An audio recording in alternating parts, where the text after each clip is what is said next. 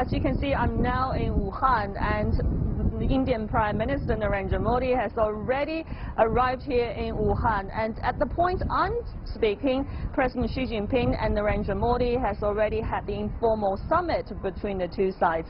And that is a one-on-one discussion in a very casual and relaxed setting. And you know that Wuhan is the biggest city in central China. And as you can see behind me, I will show you two of the very typical landmarks of the Wuhan city. One of it is the Yellow Crane Tower, and the other one is the Wuhan Yangtze River Bridge. Those are the very typical landmarks of Wuhan. And you know that Wuhan is a city full of profound historical backgrounds and also have a rich civilization and traditional Chinese culture. And that's the reason why they choose Wuhan as the place to have this very friendly atmosphere, the informal summit. And you know that Wuhan is also increasingly intensify the exchanges and also expand constantly its economic and trade cooperation with Indian local states.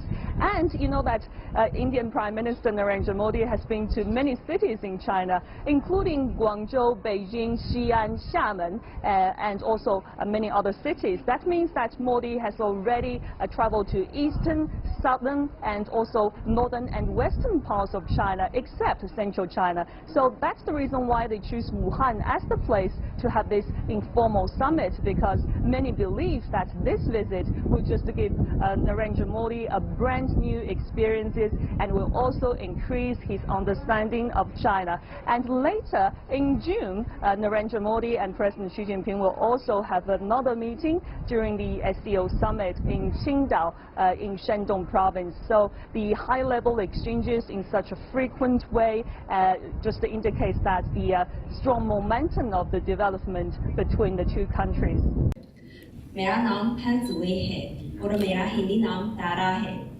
It was an interesting attempt at language diplomacy when a group of Chinese students and professors greeted the visiting Indian Foreign Minister Sushma Swaraj in her own language, Hindi.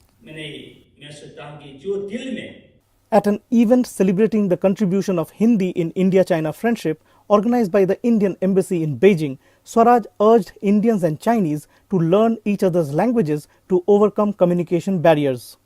मैं कहना चाहती हूँ कि आज जिस तरह से भारत और चीन के बीच संबंध प्रगाढ़ हो रहे हैं, व्यापार बढ़ रहा है, उसमें ये और भी ज्यादा जरूरी हो गया है कि आप हिंदी सीखें और हिंदुस्तानी चीनी सीखें.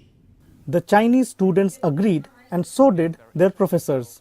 I chose Hindi as my major, and I want to study not only Hindi but also the culture of India and get to know the country and maybe improve the relationship between India and China later. We do regard Hindi language as a symbol of Indian culture and Indian literature, Indian civilization. Actually, that is a kind of bridge between the two civilizations. In recent times, Hindi movies from Bollywood has drawn many Chinese youth towards the language. विश्वविद्यालय में पढ़ने से पहले मैंने कुछ प्रसिद्ध फिल्मों की हिंदी गीत सुनी थी और तब उनकी ओर आकर्षित हुई.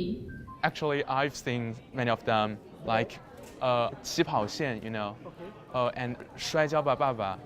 Yeah, these two movies I think is actually very interesting. Among the audience was a veteran Chinese professor who has translated several ancient Chinese books in Hindi.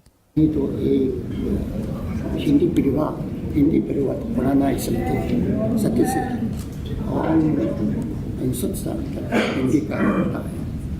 मुझे बहुत खुशी है कि भारत में हिंदी का योगदान इस जगह पर तो हमने भाग ले सकते.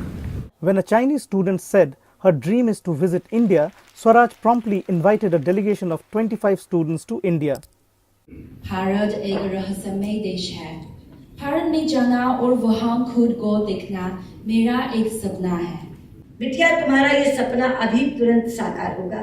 मैं रायदूत जी को कह रही हूँ, ये जितने बच्चे जो हिंदी पढ़ रहे हैं, कम से कम 25 बच्चों का एक प्रतिनिधिमंडल आप भारत भेजिए और हम उनका आवभगत करेंगे, हम उनका स्वागत करेंगे वहाँ.